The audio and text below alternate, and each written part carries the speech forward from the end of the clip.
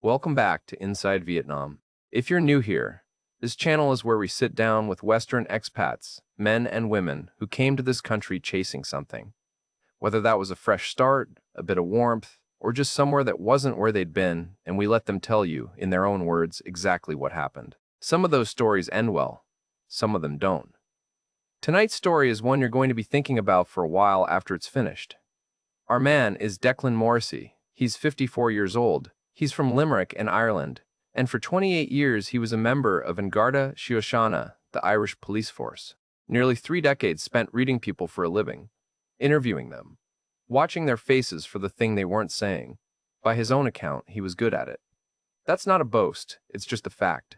And Declan is a man who deals in facts. He came to Vietnam looking for something he couldn't quite name.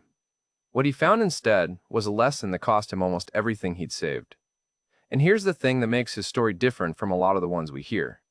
He's not here to tell you he was unlucky. He's not here to tell you he was naive. He knows exactly what happened to him and why.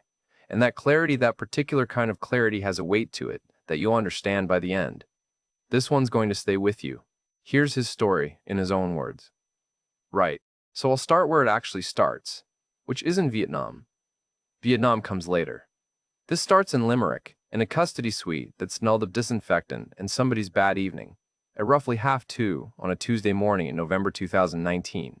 I'm interviewing a fella who I know has done what I think he's done, and he knows, I know, and we're sitting there doing the dance of it. Questions, non-answers, silences, the occasional redirect. And I remember thinking, quite clearly, I'm good at this. After all this time, I'm still genuinely good at this, and I felt fine about that. Satisfied, nearly. I tell you that because I want you to understand who I was before any of the rest of it. I wasn't a man who got things wrong about people. That was the one thing I didn't do. 28 years in the Garda. All of it in Limerick. I won't romanticize it. It wasn't The Wire.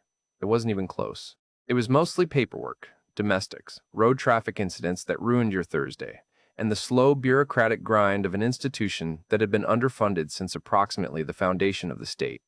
There were hard nights. There were colleagues I watched go sideways drink, mostly, occasionally worse. There were cases that didn't resolve the way they should have, and you carried them home, and they sat in the kitchen with you. But I was good at the work, methodical, patient. I knew how to wait for things. I retired in the spring of 2022. 28 years in, full pension, the lump sum I'd been accumulating since my mid-30s. There was a send-off in the Garda Club, speeches, pints, the usual. People said nice things. I shook hands with men I'd worked alongside for the better part of 3 decades, and we all said we'd stay in touch the way you do, knowing most of us wouldn't. And then I drove home to a 2-bed flat in Dooradoyle, and that was that. The flat was mine because Siobhan had the house. That's the short version. The longer version involves a solicitor's letter. A Wednesday afternoon when I came home to a kitchen that felt different before I'd even registered why, and a Tuesday, about 6 days later, when I sat in a man's office in the city center and signed documents that redistributed the previous 22 years of my life into a more equitable arrangement. The house in Raheen went with her. Half the savings went with her.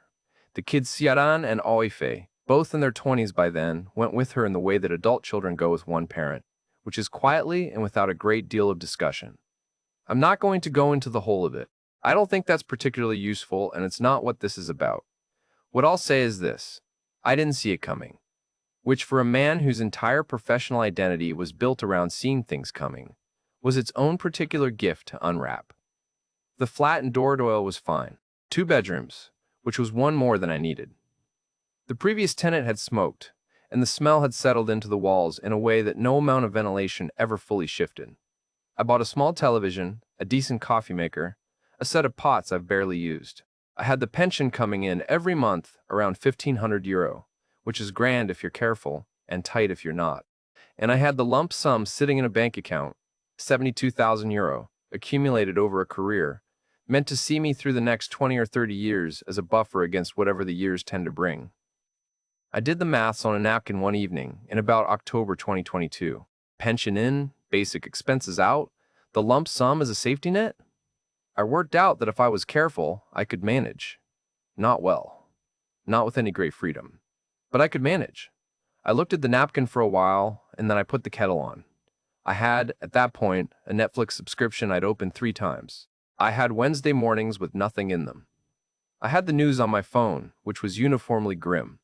I had, if I'm being honest, and I may as well be honest, that's the whole point of being here. I had Siobhan's Facebook page that I checked maybe twice a week, not obsessively, just as a thing I did. She seemed fine. She'd been on a holiday to Portugal with some friends. She looked well. I want to be clear that I'm not telling you this for sympathy. I'm telling you this because it's true, and because the truth of it matters for everything that comes later. I was a 54-year-old man in a flat that smelled of someone else's cigarettes with €1,700 a month, a lump sum I was afraid to spend, 2 children who rang occasionally and meant it when they did, and a Tuesday, Wednesday, Thursday of nothing that stretched out in front of me like a motor, way with no exits. That's what retirement looked like. That's what I'd been working toward for 28 years. And I want you to hold that picture in your head, not because I'm asking you to feel sorry for me, but because it's the only way the rest of this makes any sense at all. The retirement send-off was on a Friday in late April. The Garda Club on Hartstone Street, upstairs function room, the same room we'd used for every retirement, and a fair few wakes over the years. Someone had put up a banner. There were sandwiches that arrived warm and were lukewarm by the time anyone got to them, and pints that were cold and stayed cold, which is the correct order of priorities. The superintendent gave a speech that was generous and accurate in equal measure. A few of the lads said things. I stood there and received it all with what I hope was appropriate, grace and thought, mostly, about the drive home. I'd been planning Tenerife. Not with any great enthusiasm, I want to be clear about that. It wasn't a dream. It was just the thing you defaulted to when you were an Irish man of a certain age and circumstance, and you decided to go somewhere warm. Book an apartment for a month. See how it sits. I'd mentioned it to Karen, and he'd said it sounded nice in the tone people use when they mean, it sounds fine, which is not the same thing. Patsy found me around 9 o'clock, when the speeches were done and the room had loosened up into the comfortable noise of men who've known each other a long time. Patsy Hannigan. We'd worked together through most of the 90s, him in uniform, me coming up through it. Good guard. Solid. Patient. The kind of man you wanted beside you when things got complicated. He'd retired 2 years before me, after a marriage that ended about as well as mine had, and somewhere in the process of that he'd ended up in Da Nang, which I'd have told you before that night was a place I'd have been unable to point to on a map with any confidence. He showed me the photos on his phone. He didn't say much that was always Patsy's way. Let the evidence speak. There was a beach. There was a bowl of something that looked like noodles with herbs piled on top, and the bill on the photo underneath it was the equivalent of about €2.50. There was Patsy himself, standing outside what looked like a decent apartment block, squinting into the sun with the particular expression of a man who has recently become significantly less miserable. He looked, and I mean this precisely, 20 years younger, not in a desperate trying to look young way, just lighter, like something had been put down. I asked him a few questions. The cost of living genuinely cheap, he said, not like cheap for a tourist cheap, but actually manageable on a pension, the weather, the food, the general quality of being somewhere that had no record of anything you'd done or failed to do. He talked for maybe 15 minutes. Then he said, and I remember this clearly because it was the only note of caution in the whole conversation, just keep your head about you with women. Not in a warning way more, in the way you'd mention traffic on the M7, just a thing to know. I filed it. I went home that night, and I sat in the flat, and I looked at Tenerife on my laptop, and then, almost without deciding to, I looked at Ho Chi Minh City, and then at Da Nang, and then at a few expat forums that I read until about 2 in the morning. I rang Patsy twice more over the following weeks. He was helpful, specific, the same man he'd always been. He mentioned the women thing once more, briefly, sideways, and I said I understood, and he said good, and we moved on. 6 weeks after the send-off, I booked a one-way ticket to Ho Chi Minh City. I told myself it was exploratory. I'd go for 3 months, assess, make a decision from the ground. That's what I told Ciaran too. I'm going to have a look around, I said, see if it suits. He said grand in the way that he'd inherited directly from me, which is to say in the way that means the opposite of grand. I didn't push it. I packed one large bag, transferred enough from the lump sum to cover several months of living, and left the rest sitting in Limerick where it was safe, and I got on a plane. I landed at TNC and then on a Tuesday morning in July, and the heat hit me before I'd cleared the terminal doors. Not uncomfortable heat, or not only uncomfortable. There was something alive about it. The city outside the airport was noise and motion, and motorbikes going in all directions, according to a logic I couldn't immediately identify. but which seemed to be working, in the sense that nobody was colliding with anybody else, despite all appearances suggesting they should be. I took a grab to the service department I'd booked in District 1 and sat on the edge of the bed in the air conditioning for 20 minutes, just listening to the city through the window. The apartment was fine. Clean, functional, a small kitchen I mostly ignored because eating out cost less than cooking and tasted considerably better. I found a place 2 streets over that did bon bois quoi for about 40,000 dong, less than €2, and I went there 4 mornings in the first week. The woman who ran it was maybe 60 and had no interest in me whatsoever, beyond whether I wanted more broth, which I found restful. I walked a lot. That's what I did in those first weeks: walked, ate, sat in cafes drinking café soir that came in glasses with more ice than seemed necessary and was somehow exactly right in the heat. I watched the city. I'm a man who spent his career watching things, reading environments, and Ho Chi Minh City gave you an enormous amount to read. The streets shifted character every few blocks, the wholesale fabric district, then a stretch of phone repair shops, then the sudden cool of a side street with old French colonial buildings going soft at the edges. I wasn't unhappy. That was the thing I kept noticing. I wasn't unhappy, which sounds like a small thing until you spent 2 years being the other thing and you'd almost stopped registering it. I established routines because that's what I do. Mornings, the Bun Bo Pla, then a walk. Afternoons, a cafe bar I'd found on a quieter street that ran parallel to Bui Vien. I want to be clear about the Bui Vien distinction because it matters to how I understood myself at the time. The main strip was not for me. It was loud in the way that seems designed to prevent thought, full of Western men of various ages doing things I recognized as attempts at feeling something. And I didn't want any part of that. My place was around the corner ceiling fans, reasonable coffee, a barman named Min, who refilled your glass without making a production of it, and otherwise left you to your phone and your thoughts. I went Tuesday and Thursday afternoons. I read the news.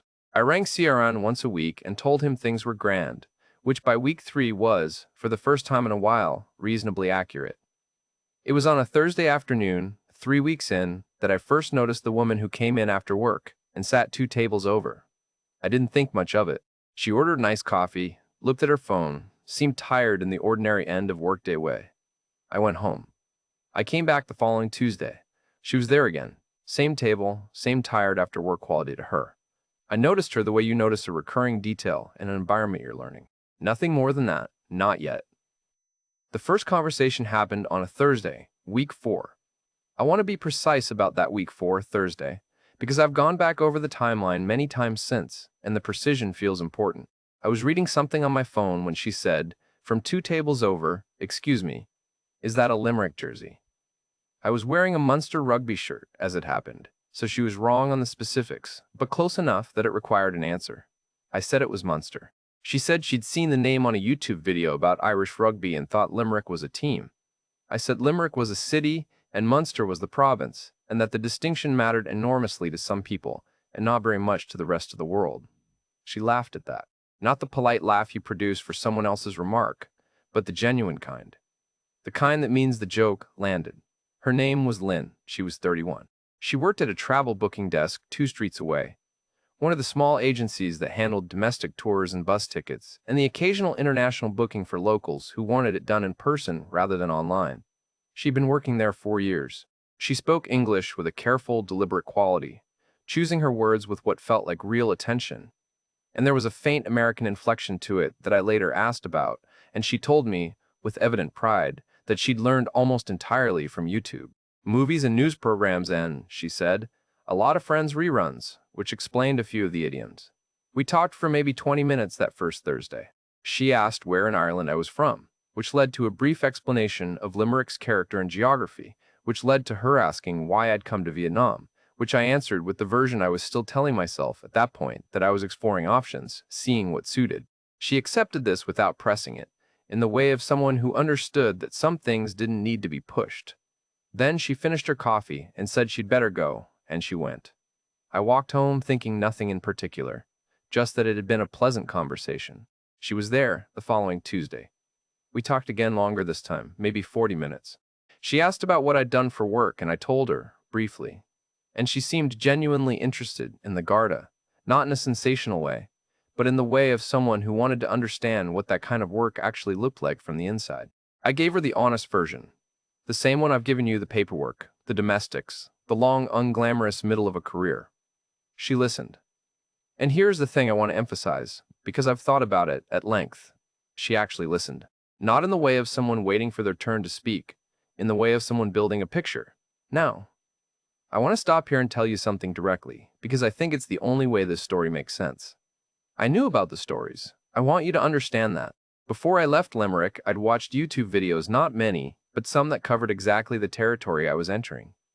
I knew the shape of it. Western man arrives, meets younger woman. Relationship progresses. Money starts to move. Things go wrong. I'd had Patsy's warning twice, gently administered. I had 28 years of professional experience reading people who were trying to take something from other people. I was not an innocent. I knew all of this. And when I sat in that cafe and had those first conversations with Lynn, I ran the calculation. I'm telling you honestly, I ran it consciously. I sat there and I thought, is this a professional? Is this a person whose purpose is to extract money from people like me? Because I know what that looks like. I've spent 30 years watching it in various forms. And here is what I observed over those first weeks that answered no. She paid for her own coffee. Every time, without discussion, I didn't offer, and she didn't wait to see if I would. She just called Min over and settled it herself. Week 2, I invited her to dinner somewhere nicer than the cafe. She declined. Pleasantly, without drama, said she had plans. No apology, no rain check offered. Just no. I invited her again the following Thursday. She declined again, not coldly, warmly, even, but no. She accepted in week 3, and at the end of the dinner when I reached for the bill, she let me pay it without comment, but only just. She talked about her life with the specific, unglamorous texture of someone describing actual circumstances. The travel desk job. The tedium of it. The occasional interesting customer. A difficult colleague she didn't name, but described accurately enough to suggest she'd been managing that particular situation for some time. Her apartment in District 4, small, hot in summer. A landlord who was technically responsive and practically useless. Her mother in Nang Nai province, who sold vegetables at the local market and was fine, generally, though the work was hard. She didn't perform any of this. There was no orchestrated pathos to it. It had the texture of someone telling you about their life because you'd asked, and they thought you'd be interested. There was no lean toward me. That's the thing I kept coming back to. In my experience, people who want something from you lean toward you subtly, but you feel it. There's a quality of attention that has agenda underneath it. Lynn didn't have that. She seemed, if anything, mildly curious about me in the way you might be curious about something peripheral to your actual life. I was a detail. An interesting one, but a detail. She had her own life, and I was not the center of it. I decided she was legitimate. Looking back now, I understand that this was the most dangerous conclusion I could have reached. Not because I was wrong to think carefully about it, but because the operation was specifically designed to survive that thinking. The restraint was the pitch. The indifference was the lure. I'd been trained to spot people who wanted something. The design assumed I would be, and adjusted accordingly. But I didn't know that yet. What I knew was that by week 6, I was extending my trip. I rang the service department and booked another 2 months. I told Sierran, who said grand, and asked if I was eating properly, which was the warmest version of that conversation we'd had in a while. I was eating extremely well. As it happened, Lynn had started recommending places. Not by taking me there, but by naming streets and dishes, which I'd then find on my own and try to describe back to her accurately enough to make her laugh. Kontamon Boy Tichuan, a specific banh mi cart near the Ben Thon market that she said was worth the walk. I was trying things and coming back with reports, and she was fact-checking them and finding my descriptions either accurate or endearingly wrong. It was the most social I'd been in 2 years. The money appeared so gradually, I didn't notice it happening. A dress in the window of a shop on Dong Khoi Street. She mentioned she liked the color, that particular green, and I went back the next day and bought it. I didn't think about this. It was the kind of thing you did. A grab home after a late dinner, rather than the motorbike taxi she'd have taken herself. A nicer restaurant on a Friday, somewhere with tablecloths and a menu that required a bit of thought. I wasn't keeping a running total. That was the first mistake, or one of them. I wasn't watching the accumulation because none of it felt like accumulation. It felt like being with someone you wanted to be generous toward. By the end of week 9, I'd spent roughly $2,000. Not in large amounts, in the drip of ordinary generosity between two people who were, by any reasonable measure, becoming a couple. She had never once asked me for money.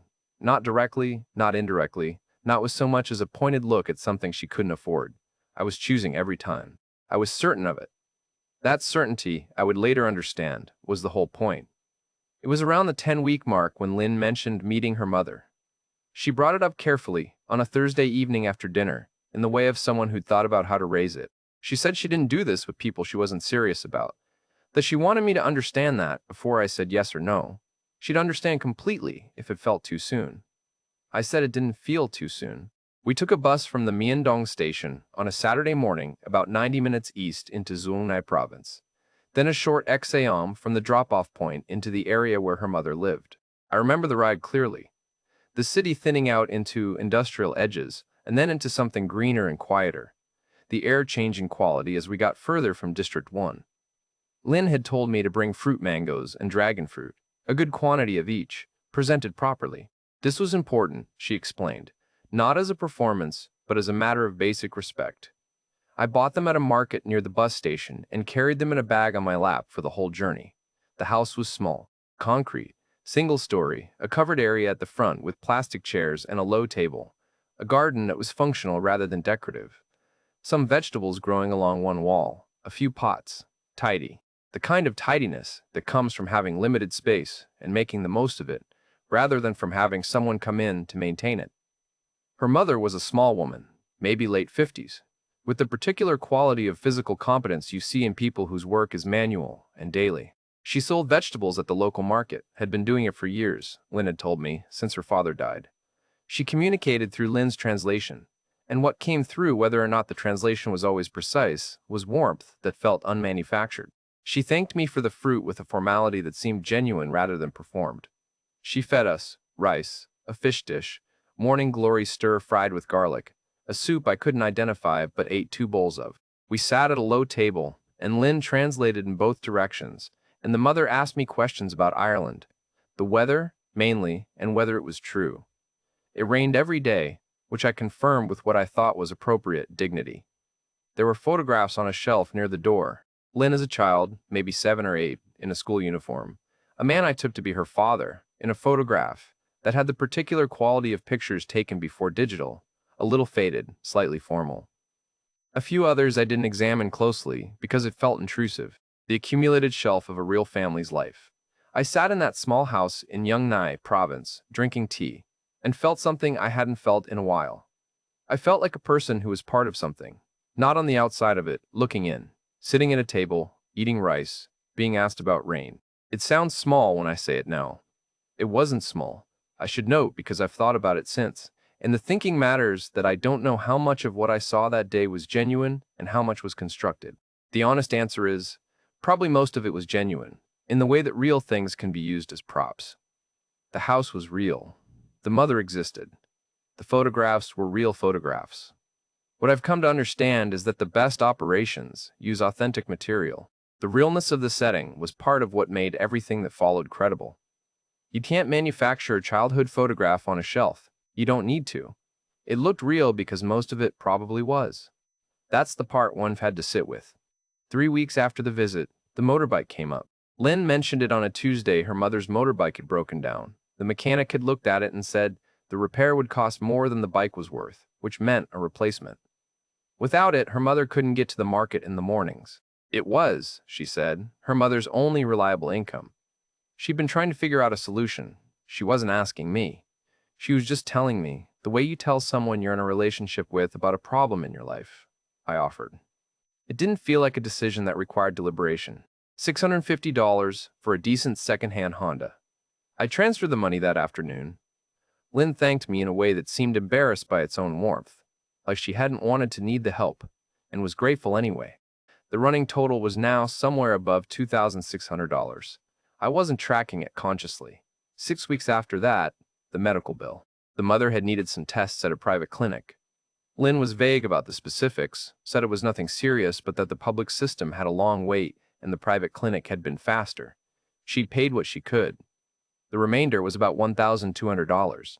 Again, not a direct request, a situation mentioned. Again, I offered.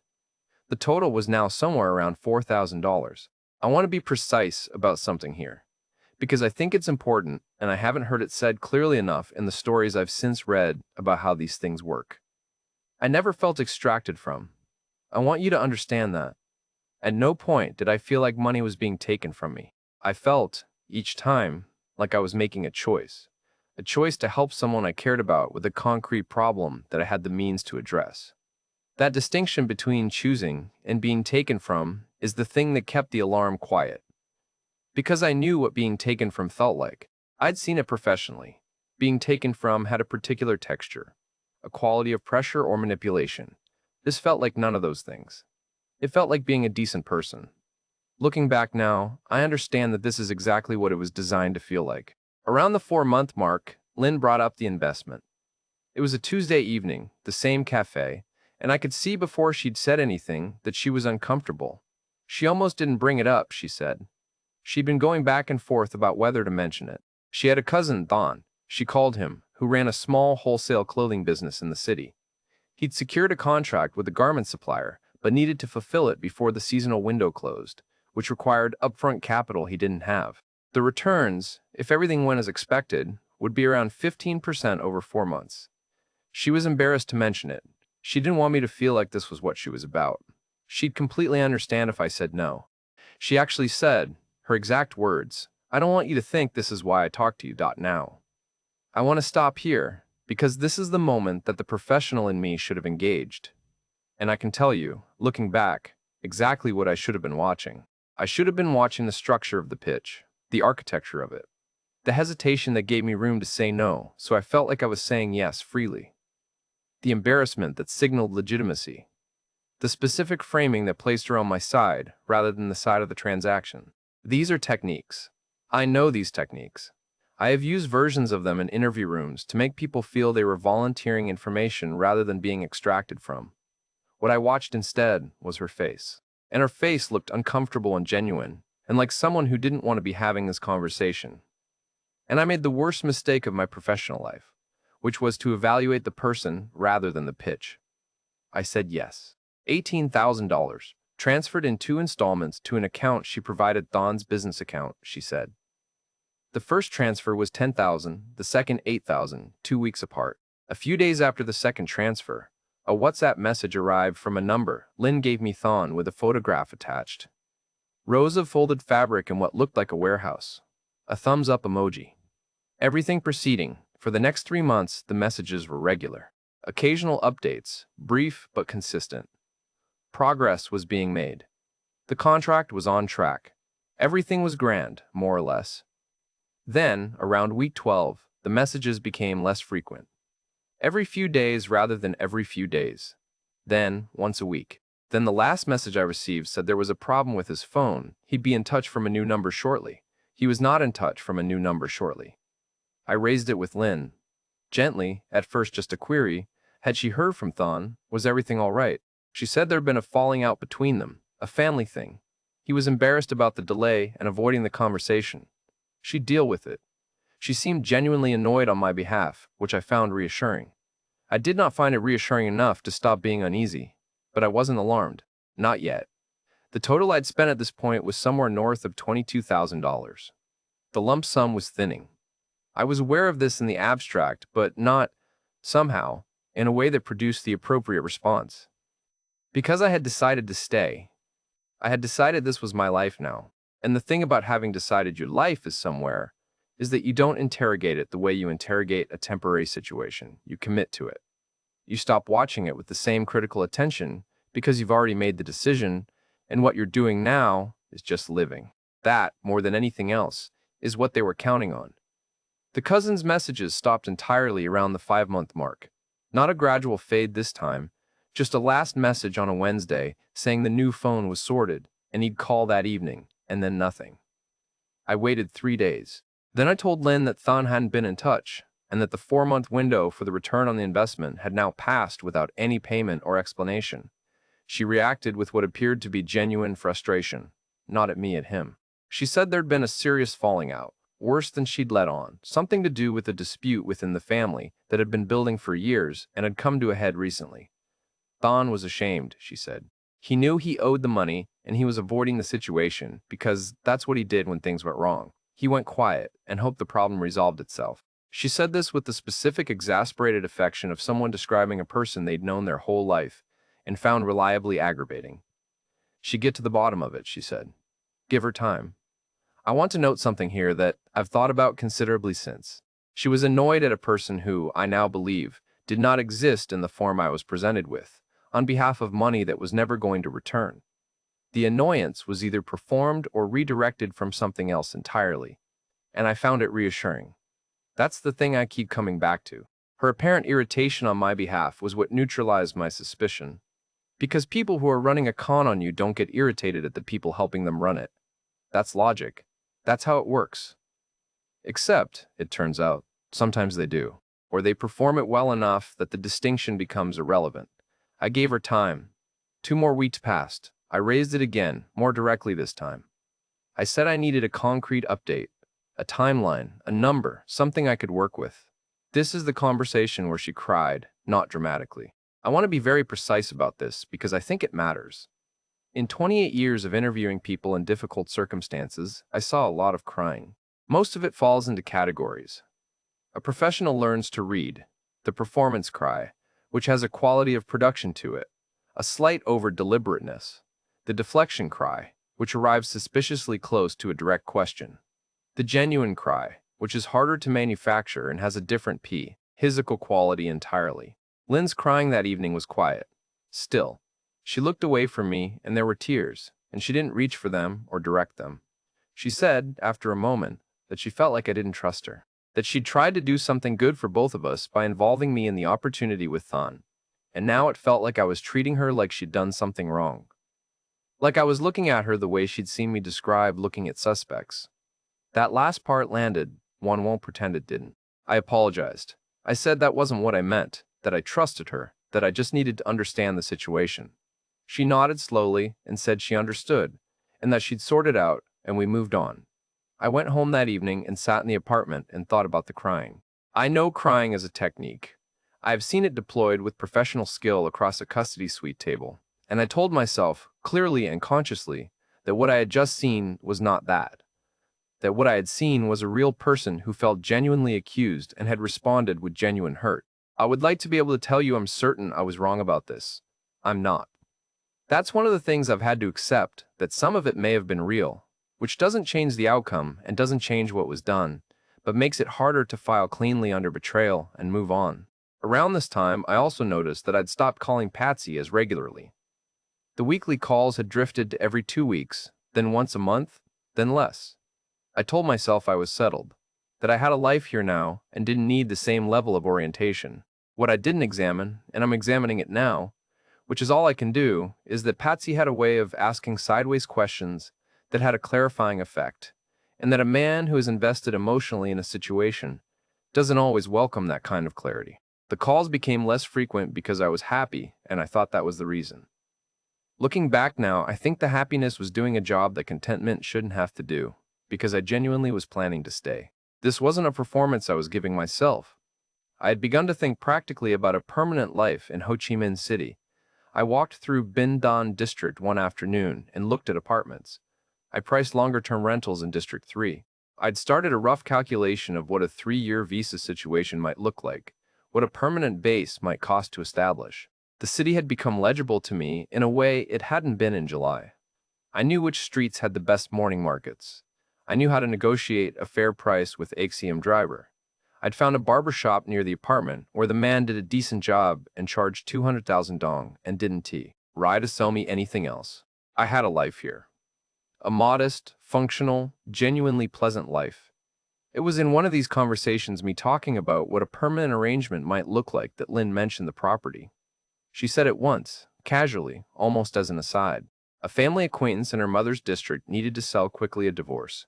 The husband needed his share of the asset and couldn't wait for a normal sale timeline. The price being asked was below market value because of the urgency. She had first access because of the family connection. She didn't have the capital to act on it herself, and even if she did, local ownership of certain property types came with complications for Vietnamese nationals that a foreign buyer working through the right legal arrangement could actually navigate more cleanly. She knew a property lawyer who handled exactly these situations, a man named Mr. Hung, a friend of Thon's from years back, reliable and experienced. She said it once and moved on. That was the thing I remember about it. She said it once, like it was almost not worth mentioning, and then she talked about something else. I was the one who brought it back up 20 minutes later. I said it sounded interesting and I'd like to know more. Looking back, I think about that moment. I think about it often, actually. She didn't press it. She didn't return to it. I returned to it. Because in my mind, I was a man building a life, and a below-market property in a stable district was the kind of thing a man building a life looked into. I asked to see documentation before anything else. I want you to know that. The professional instinct was there. It produced that much. I said I needed to see something concrete before I'd consider it further.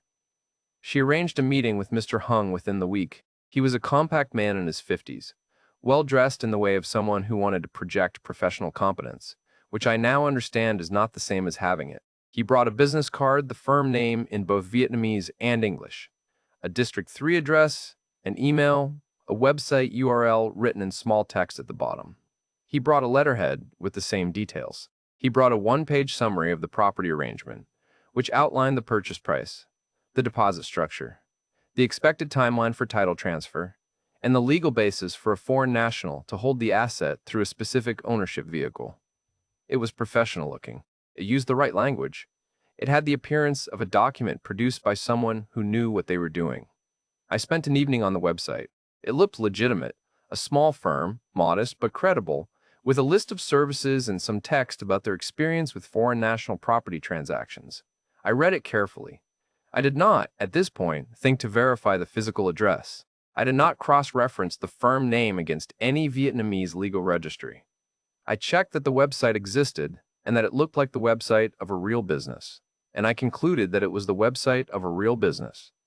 The deposit was $14,800. I transferred it the following Tuesday. Mr. Hung confirmed receipt and said the full documentation and title paperwork would be ready within 6 weeks. The total I had now spent, across all of it, the early drift, the motorbike, the medical bill, the investment, the property deposit, was approximately $40,300. Of the €72,000 I'd brought with me in the lump sum, the equivalent of roughly €35,000 was gone. The pension was untouched. I told myself the pension was what mattered. 6 weeks passed. The documentation did not arrive. Mr. Unarrive. Huang had an explanation, bureaucratic delays on the seller's side, a complication with the title verification, another week or two. I accepted this. 7 weeks. 8 weeks. Another explanation, a variation on the first. Slightly different language, same essential content. I was beginning to feel something I recognized from work, the particular quality of information that has been revised rather than updated. When a person's story changes in the details but maintains the same conclusion, it usually means they're working to keep the conclusion intact while adjusting for what they think you know.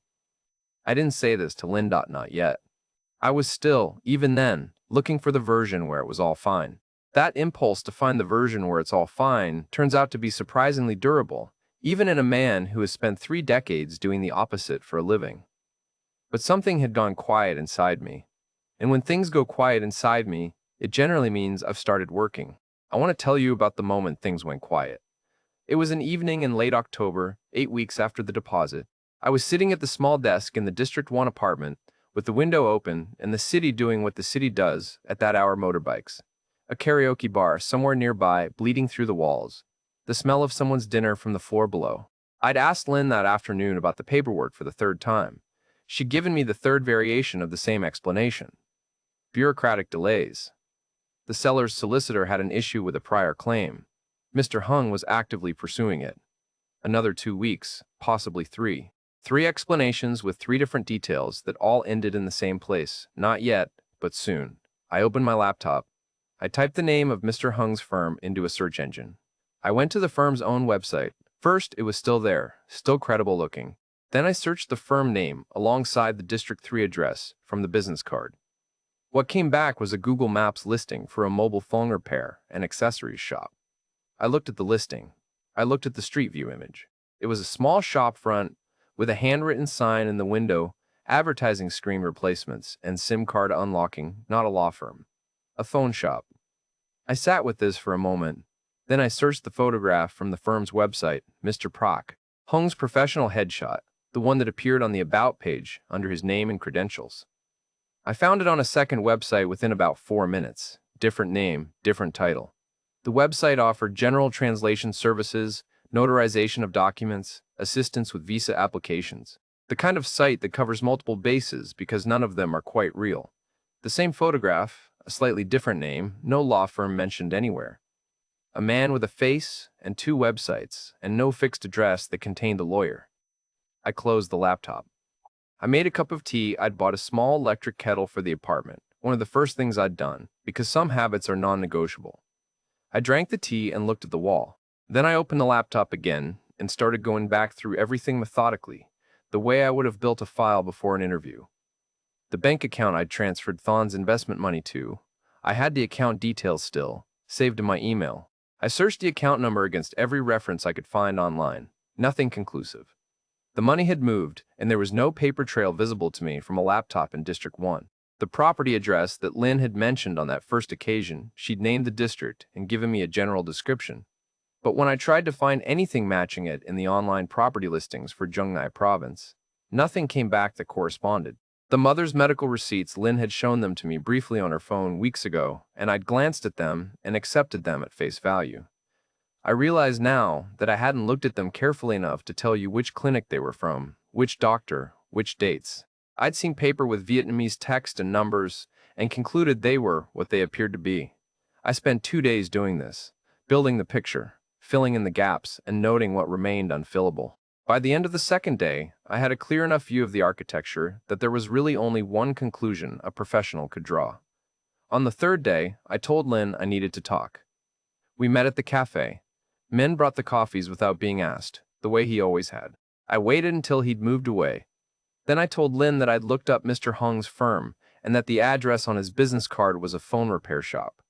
I said this calmly, in the tone I used to use for the opening of a difficult interview, not accusatory, just factual. Here is what I found. I'd like to understand it.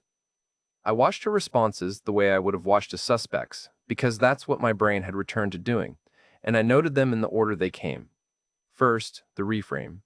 She said I must have found the wrong address, that she'd spoken to Mr. Bashan Huang just recently, and he was working on the file. The address might be an old listing, businesses moved, these things happened. Second, the deflection. She said she'd call Mr. Hung right now, in front of me, and get an update. She took out her phone. She called a number. It rang for a long time. No answer. She tried again. She said he was probably in a meeting. She'd get him to call me directly. This would all be resolved. Third, the emotional pivot. She put the phone down and looked at me with something that appeared to be hurt.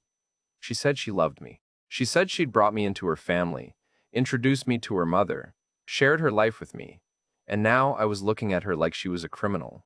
She said she knew I'd had a hard time before Vietnam, and that she understood why it was difficult for me to trust people, but that she had never given me a reason not to trust her. Fourth, the counter-accusation. She said I was treating her like a suspect, that she knew what I'd done for a living, and she'd always been careful not to make her feel interrogated. But this was exactly that. She was not sitting in a custody suite. She was his girlfriend, and she deserved better than this. Each one was a door, and I watched each one close. I know this pattern. I have sat across a table from it hundreds of times. What it means when someone responds to a specific piece of evidence, not by engaging with the evidence, but by moving through a sequence of positions, reframe, deflect, pivot, counteraccuse, is that they are managing rather than answering. They are working to maintain the conclusion while avoiding the evidence. I knew this. I was watching it happen. And I also sat in that cafe with a woman I had loved, across from a face I had looked at for 7 months and believed in, and felt both things at once, which is not a state that produces useful action. I said very little after that. I said I needed some time to think. She said she understood.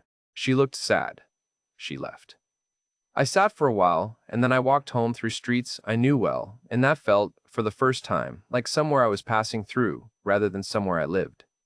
I contacted the Irish Embassy in Hanoi by phone the following morning. The woman I spoke to was professional, warm in the way of someone who has had this conversation before and knows it doesn't have easy outcomes. She explained that the situation I was describing, a possible fraud involving a foreign national, civil in nature, fell outside the embassy's direct capacity to intervene in. They could provide a list of English-speaking Vietnamese lawyers who handled cases involving foreign nationals. They recommended I seek legal advice promptly if I was considering any further action.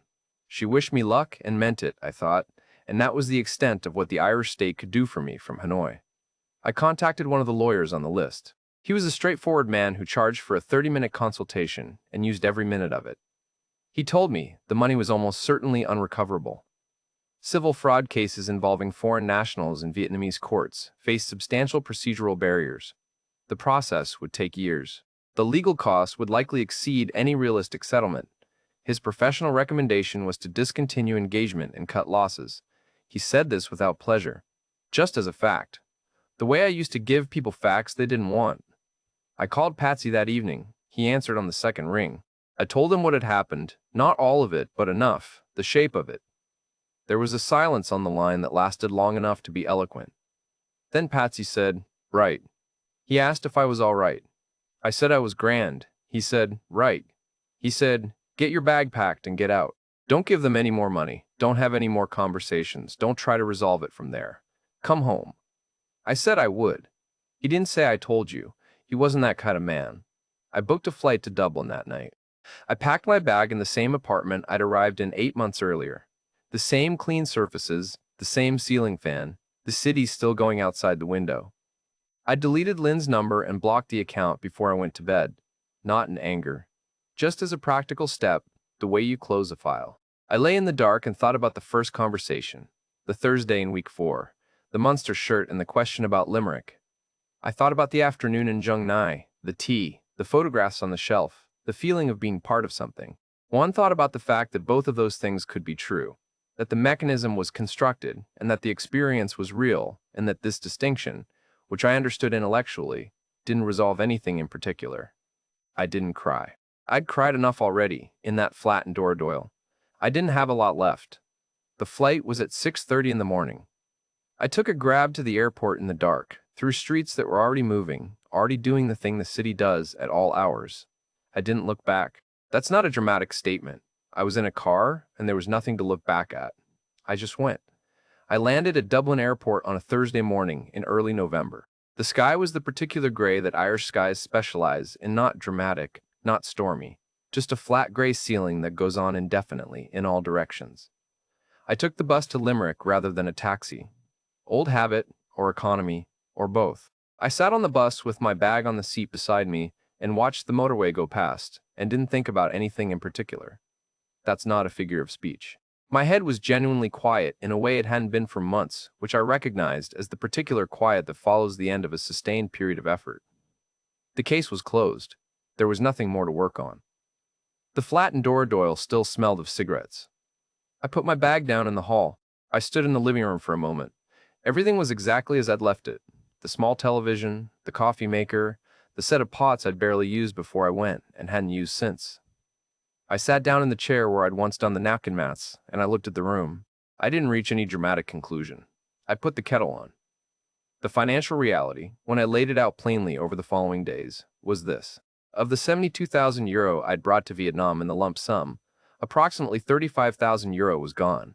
The dollar figure was 40,300, which converted to roughly what it converted to at the rate in October. What remained in the account was enough to cover perhaps 2 or 3 years of modest supplement to the pension, but not the 20 years of buffer I'd been planning for. The pension itself continued €1,500 a month, as it had before. That wasn't nothing.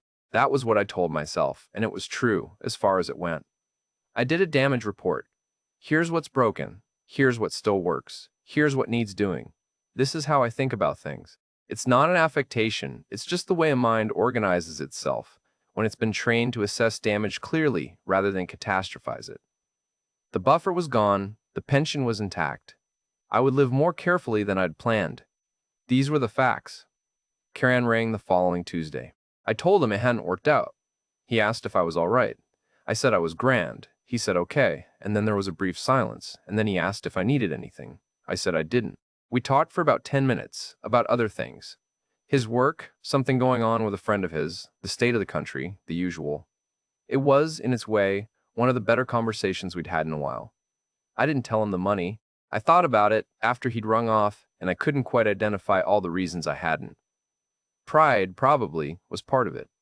But also, and I've thought about this more than the pride, I didn't want to confirm whatever version of me he'd been working with since the divorce. The one that couldn't see things coming. The one that needed looking after. I didn't want to hand him more evidence for that case. AOI Fest sent a text 2 days later. It said, "I'm sorry to hear Vietnam didn't work out. Are you okay?" I looked at it for a day. Then I wrote back, "Grand, love, talk soon." She sent back a heart, which I received and did not quite know what to do with, but noted as a reasonable gesture. I started going to the Wednesday morning coffee group for retired Gardai in December. I'd been avoiding it since before Vietnam. It felt like conceding something, walking into a room full of men with nowhere else to be on a Wednesday morning and admitting I was one of them.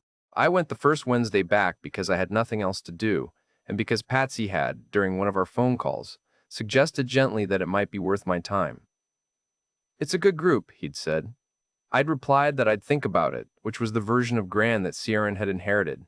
It was a good group, not in any spectacular way. 8 or 9 men in a function room in a hotel off the Ennis Road, bad coffee in an urn at the back, the kind of biscuits that nobody particularly wanted but everyone took. We complained about the price of things, about the state of the health service, about various incompetences of various governments going back several decades. Nobody talked about what had actually brought them to a Wednesday morning function room rather than an ordinary life. You didn't need to. The presence itself was the communication. I found this, quietly, useful. Now, I want to tell you the thing that I think is the actual point of all this, because I've been building toward it for a while, and I'd rather just say it plainly. I'm not angry at Lynn. I want to be clear about that. I'm not even primarily angry at myself, though there's some of that, and it's probably what a person is entitled to. What I am is clear. When I think about the operation now, and I do think about it, you inevitably think about it. I think about it with the analytical part of my brain, because that's how I was built, the patience of it, the architecture, the specific and precise targeting of a man who was trained to see through exactly this kind of thing, and the adjustment of the approach to account for that training. It was, professionally, well designed. I say this not as a compliment, but as an assessment. In the same way you might note that a crime scene was clean. It was clean. What I couldn't have defended against, and what I understand now that I couldn't have defended against, is that the operation wasn't aimed at my professional judgment. It was aimed at the 2 years of silence in this flat. It was aimed at the Facebook page I'd been checking. It was aimed at the specific hunger of a man who had been competent at something for 30 years and then found himself, suddenly and without warning, competent at nothing in particular. The con knew what I needed. It provided it. And it provided it for 4 months well enough that I was genuinely happy, which I hadn't been in 2 years, and which I hadn't known until it was happening, how much I'd missed. That's the thing I haven't been able to file cleanly. Not the money, which I've made my peace with in the way you make peace with things that are gone and aren't coming back. The thing I've had to sit with is this. I wasn't conned because I was stupid. I was conned because for about 4 months, I was the happiest I'd been since I can't remember when. And I think somewhere in the back of it, I knew something wasn't right, but I'd have paid the money just for the 4 months anyway. That's the bit that's hard to admit. I have not been back to Vietnam. I check Siobhan's Facebook page less than I used to, which I notice without being entirely sure what it signifies. I've started walking in the mornings along the Shannon, not for any particular reason, just as something to do with the time, and because the river is still there doing what rivers do regardless of what's happened to the people on its banks, which I find, in a low-key way, reassuring. I bought a second-hand book about Vietnamese history in a shop on O'Connell Street in January. I'm about halfway through it. I'm not sure why I bought it. I don't examine it too closely. That's the whole of it, more or less. I'm still here. The pension comes in. The Wednesday mornings have structure again. I don't need sympathy for any of this. I want to be clear about that, because I came here to be useful, not to be pitied. If any of what I've told you makes some version of the same mistake less likely for someone watching this, then the $40,000 will have bought something after all. That would be, I think, a reasonable return on the investment, better than 15%. And that's where we'll leave Declan Morrissey, a retired detective from Limerick who knows exactly what happened to him, knows exactly how and why it worked, and has arrived at a kind of honesty about it that most people who've been through something similar never quite manage. He doesn't call himself a victim. He doesn't call himself naive. He just tells you the truth, which is that loneliness has a cost, and that sometimes you pay it willingly, and that the hardest part isn't the money, it's admitting what the money was actually for. We hear from a lot of people on this channel, men who describe themselves as worldly, experienced, street smart, not the type this happens to. Declan was all of those things by any reasonable measure. He spent 28 years being professionally right about people, and it happened anyway, not because his judgment failed, because his circumstances created a need that bypassed his judgment entirely. If you're watching this and you're planning a move to Vietnam, or you're already there, or you're somewhere in the middle of something that feels like what Declan described, the thing to take from this isn't that you should be suspicious of everyone you meet. This is a country full of genuine people and genuine connections and relationships that are exactly what they appear to be. The thing to take from this is that loneliness is not a character flaw, but it is a vulnerability, and the people who run these operations have studied that vulnerability carefully and know it better than most. Keep your wits. Keep an outside perspective. A patsy, a friend, someone who can ask the sideways questions when you've stopped asking them yourself. And if that person tries to get your attention with a gentle warning, hear them out. Thanks for watching Inside Vietnam. If Declan's story is something you think might help someone you know, share it with them. We'll see you in the next one.